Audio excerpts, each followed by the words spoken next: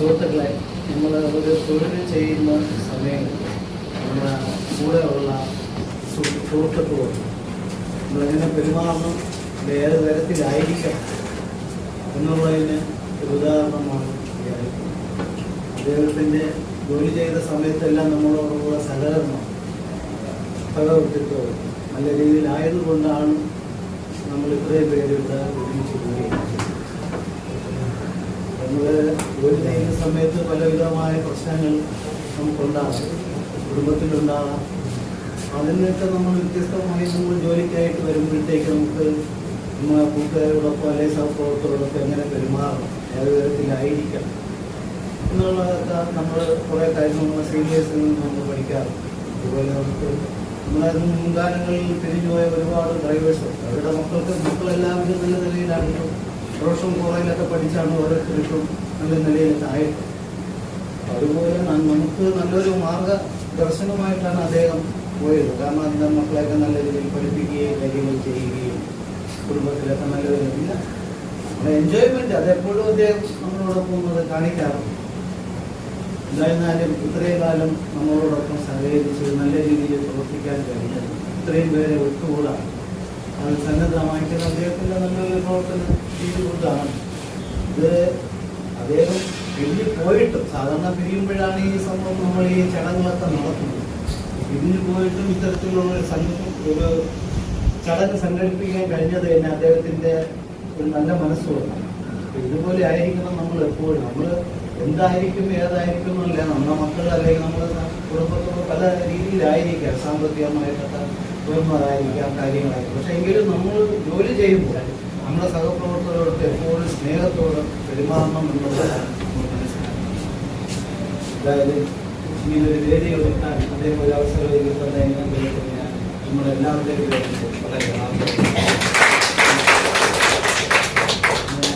രണ്ട് വാക്ക് പറയാനായിട്ട് നമ്മൾ ഹുസൈനെ ഞാൻ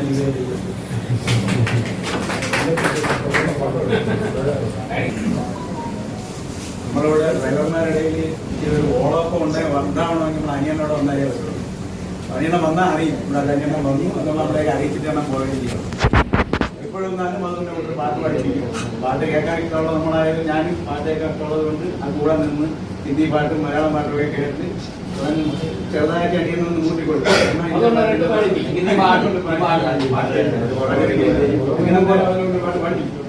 അപ്പൊ എന്തായാലും നമ്മളെ കൂടെ ഉള്ള കൂടുതൽ ആത്മാർത്ഥമായിട്ട് പെരുമാറുന്ന വളരെ സൗഹൃദ സ്വഭാവത്തിലുണ്ടായിരുന്ന ഉള്ള അനിയണ്ണൻ നമ്മളെ വിട്ട് ഇവിടുത്തെ ജോലി പോയിട്ടുണ്ട്. ഇനിയും 2 വർഷം ഒരു വർഷം നേരത്തെ ഇതിന് പോയിട്ടുണ്ട്. നമുക്ക് തീരാ നഷ്ടം തന്നെയാണ്. ഇതിലൂടെ സീനിയേഴ്സ് നമ്മളെ പോലുള്ള ജൂനിയേഴ്സിന് ഒരുപാട് അനുഭവങ്ങൾ പറഞ്ഞു തന്നിട്ടുണ്ട്. അതായത് ഡയറക്ടറിന് ഇടി കൊടുത്ത കാര്യം നമുക്ക് പറഞ്ഞു അങ്ങനെയുള്ള പഴയ അറിവുകളൊക്കെ നമ്മൾ മുന്നിൽ ഹാൻഡ് ഓവർ ചെയ്തുകൊണ്ടിരുന്ന അനിയനാണ്. ഇത് പോസിറ്റീവാണ്, നമ്മൾ അറിഞ്ഞിരിക്കേണ്ട കാര്യമാണ്. അവസാനം നിമിഷം ഇടി കൊടുക്കാൻ അപ്പൊ അതൊക്കെ നമുക്കൊരു അനുഭവമാണ്. നമുക്ക് എന്താ പറഞ്ഞു തരുന്ന ഒരു അറിവുകളൊക്കെയാണ്. എന്നാലും നമ്മളിട്ട് പോകുന്ന നമുക്ക് വിഷമമുണ്ട്. എല്ലാവരും എന്താണ് ജീവിതത്തിൽ ഇപ്പോഴുള്ള ജീവിതത്തിൽ എല്ലാവരുടെ ഭാവങ്ങളും നിങ്ങൾക്കും എനിക്കും വേണ്ടി ഞാൻ ആശംസിക്കുന്നു. നമ്മുടെ പ്രിയപ്പെട്ട ഉദ്യോഗത്തിന് അധ്യക്ഷം വഹിക്കുന്ന സുരേഷാണ്. പ്രിയ സുഹൃത്തുക്കളെ, പുതിയതായിട്ട് വന്നിരിക്കുന്ന ചില പഴയ സുഹൃത്തുക്കളുണ്ട്. അനിയണ്ണനെ നിങ്ങൾക്ക് അത്ര പരിചയമില്ല. എനിക്കറിയാവുന്നതുപോലെ ഞാൻ പറയാം.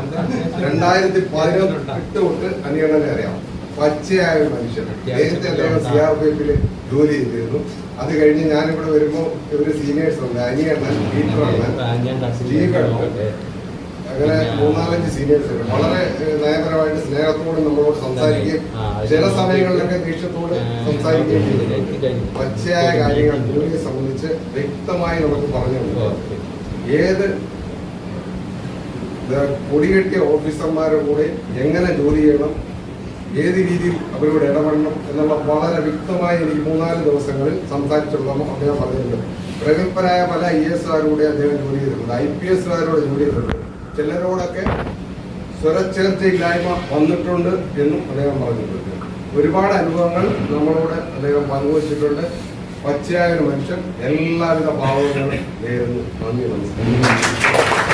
ഞാൻ വന്നപ്പോ പുള്ളി ഇവിടെ ഉണ്ടായിരുന്നു. വർക്കിംഗ് ആണ് നടന്നത്. പുള്ളിയോട് ജസ്റ്റ് വന്നു ഞാൻ പുള്ളിയെ കണ്ട പുള്ളി പറയും പോലെ പുള്ളി ഒരു ഓണം തന്നെയാണ്. സംസാരമൊക്കെ നമുക്ക് ശരിക്കും പറഞ്ഞാൽ ഞാൻ പേടിച്ചു പുള്ളി സംസാരമായിട്ട് കമ്പനിയോട് ഒച്ചല്ലേ അങ്ങനെ പേടിച്ചായിരുന്നു. അപ്പൊ പുള്ളി പിന്നെ സംസാരിച്ചപ്പോൾ പുള്ളി ഭയങ്കര കമ്പനിയായിരുന്നു. പിന്നെ അതുകൊണ്ടെന്റെ മനസ്സിൽ പുള്ളി വന്നായിരുന്നു. അങ്ങനെ കണ്ടു പരിചയമുണ്ട്. എന്തായാലും ഈ റിട്ടയർമെന്റ് എടുത്ത് പോകുന്ന പുള്ളിക്ക് നമ്മുടെ എല്ലാവരും പേരിന് ഒരു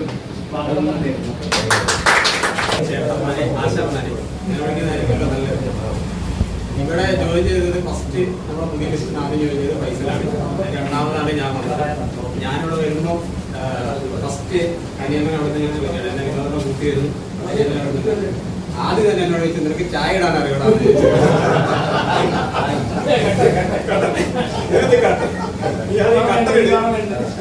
നീ ആദ്യം കട്ടറിട്, നിനക്ക് കട്ടറിടാൻ അറിയാമെന്ന്. പിന്നെ അതിനുശേഷം ക്യാരം ബോർഡിലേക്ക് കൊണ്ടിരുത്തി. അപ്പൊ പറഞ്ഞു ഇവിടുത്തെ മാസ്റ്റർ പ്ലെയർ ആണ് ഇതിന്റെ കൂടെ ഇരിക്കുന്നത്. വിനോദനായിരുന്നു എന്റെ പ്രൊഫസറി. അതെ,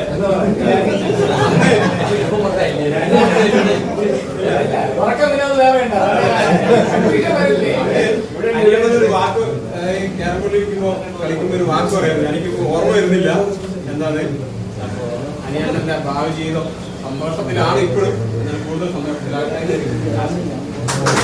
2005-ലാണ് സർവീസിലൂടെ വന്നത്. ആ സമയം വരെ ഉണ്ട്. പക്ഷേ ഡ്രൈവർമാർക്ക് വേണ്ടി എല്ലാ രീതിയിലും നല്ല ഒരു സഹകരണമാണ് പെരുമാറുന്നുണ്ടായിരുന്നത്. ഡ്രൈവർക്ക് എന്ത് ആണെങ്കിലും പുള്ളി ആ ഡ്രൈവറെ കൂടെ പുള്ളി ഉണ്ടാവും. അതുപോലെ ഡ്രൈവർ നിൽക്കുമെന്ന് എനിക്ക് തോന്നുന്നില്ല. എന്ത് ആവശ്യം പറഞ്ഞാലും പുള്ളി ഡ്രൈവർക്ക് വേണ്ടി കൂടെ നിൽക്കുന്നതാണ്. പിന്നെ എല്ലാം 12 വരെ ഞാൻ കൊണ്ടുപോകുന്നു. ബാക്കിയെല്ലാം റിട്ടയർ പോകും. ബാക്കിയെല്ലാം പുതിയ ആൾക്കാരാണ്.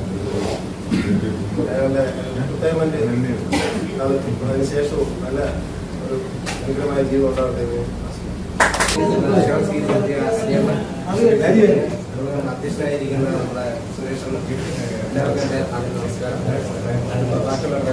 ഞാൻ ആദ്യമായിട്ട് പുതിയ ലിസ്റ്റിൽ നിന്ന് ഇവിടെ വികാസ് ഭവനിൽ ആദ്യമായിട്ട് വന്നത് ആളെ പുതിയ ലിസ്റ്റ് 3 മാസം ഞാൻ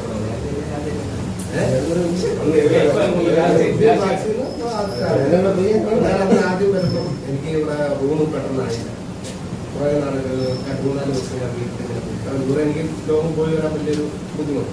എനിക്ക് ആദ്യം റൂം കറക്റ്റ് ചെയ്ത് തന്നാണ് അനിയൻ പറയുന്നത്. സത്യം പറയുന്നത് പിന്നെ കുറേ പാഠങ്ങൾ നമ്മുടെ ഈ ജോലി നമ്മുടെ ഈ പ്രൊഫഷണലല്ല ഓൾറെഡി.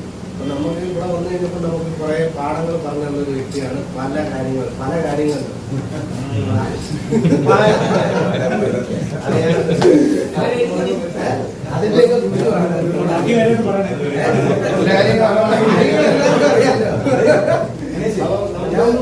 പല കാര്യങ്ങളും നമുക്ക് പറഞ്ഞു തന്ന സാറിനെ പോലെ മാഷെന്ന് പറഞ്ഞ പോലെ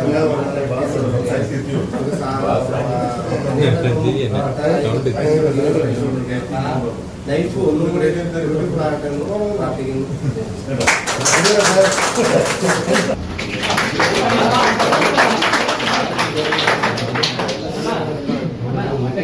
നമ്മുടെ ഈ സ്നേഹോപകാരം നൽകുന്ന ചടങ്ങാണ്. അതിലേക്ക് വേണ്ടിയിട്ട് മൊമെന്റ് നൽകുന്നതിലേക്ക് വേണ്ടിയിട്ട് സുരേഷ് അനയും അത് ഏറ്റുവാങ്ങാൻ വേണ്ടിയിട്ട് അഞ്ചായിട്ട് നയിച്ചിട്ടുണ്ട്.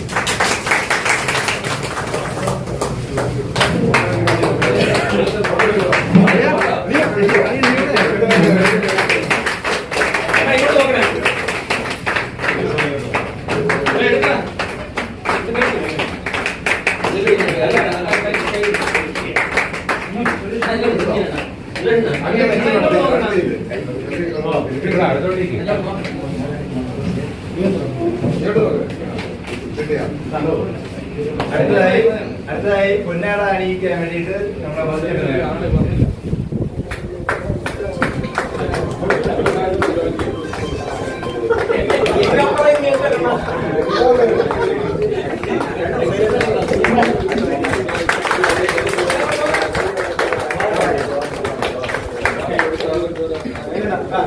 അടുത്തതായി നമ്മുടെ ഒരു സ്നേഹോപകാരം നൽകാൻ വേണ്ടിയിട്ട് രാജീവിനെ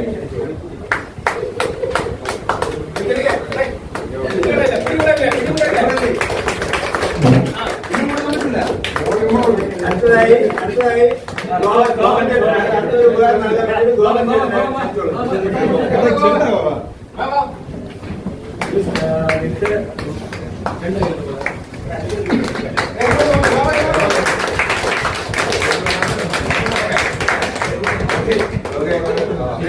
കല്യാണത്തിന് വന്ന് നമ്മളെന്റെ കൊച്ചിനെ അനുഗ്രഹിച്ചിട്ട് പോയതിന് സത്യം പറഞ്ഞാൽ നിങ്ങൾക്കൊക്കെ ഞാൻ എങ്ങനെ നന്ദി പറയണമെന്ന് എനിക്കറിഞ്ഞൂടാ. പക്ഷെ അതിനെല്ലാത്തിനും കൂടെ നന്ദി ഇപ്പം പറയുന്നു. നന്ദി ഇവിടെ വന്ന് പല ടീമുകളാണ്. രാവിലെ തന്നെ കൂടാൻ വരുമ്പോൾ തന്നെ കലാപരിപാടികളുടെ കൂടുങ്കുര അതിലെ ലീഡർ എന്ന് പറയുന്നത് എൻ്റെ അമ്മ എന്നെ പോലാണ് ഇവിടുത്തെ കാര്യങ്ങൾ. നമ്മുടെ ഡിപ്പാർട്ട്മെന്റിലെ സീനിയർമാരുടെ ഇതൊരു ടീം, അതിലെ ഹെഡ് ഇന്ത്യൻ ടീം, അതിലെ ഹെഡ് വേറെ ടീമുണ്ട്. നിഷ്പക്ഷമായിട്ട് ഒന്നിനും പെടാതെ നിൽക്കുന്ന ടീം. പക്ഷെ ഇന്നത്തെ അനുശേഷനും അന്നത്തെ അനുശേഷനും തമ്മിൽ അജഗജാന്തര വ്യത്യാസമുണ്ട്. നമ്മൾ ഇങ്ങനെ ഒരു യാത്രയായപ്പോൾ അദ്ദേഹത്തിന് ഇവിടുന്ന് നൽകുമെന്നോ ഇദ്ദേഹം അത് സ്വീകരിക്കാൻ ഇവിടെ ഉണ്ടാവുമെന്നൊന്നും സ്വപ്നത്തിൽ പോലും വിചാരിച്ച കാര്യമില്ല.